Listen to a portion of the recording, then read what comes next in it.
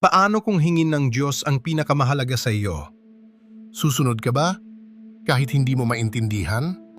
Sa Book of Genesis, Kabanata 17, kinausap ng Diyos si Abraham at binago ang kanyang pangalan mula Abram. Ipinangako ng Diyos na siya ang magiging ama ng maraming bansa. Kahit matanda na sila ni Sarah, nangako ang Diyos na magkakaroon sila ng anak. Hindi ito dahil sa kakayahan ni Abraham, kundi dahil sa katapatan ng Diyos sa kanyang pangako. At nang dumating ang tamang panahon, Ipinanganak si Isaac.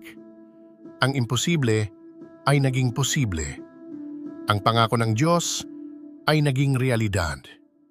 Dito makikita na ang plano ng Diyos ay hindi kailanman nabibigo. pero pagkatapos ng pangakong ito, dumating ang isang pagsubok na hindi inaasahan. sinabi ng Diyos kay Abraham, Ialay mo ang iyong anak. Ang anak ng pangako, ang kanyang kaisa-isang mahal na anak. Tahimik na umakyat si Abraham sa bundok kasama si Isaac. May kahoy, may altar, pero walang handog.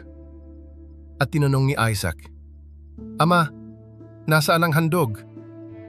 Sumagot si Abraham, Maglalaan ng Diyos. Bago pa maialay si Isaac, pinigilan ng Diyos si Abraham. May isang lalaking tupa na nakasabit sa mga tinik. Ang Diyos mismo ang naglaan ng kapalit.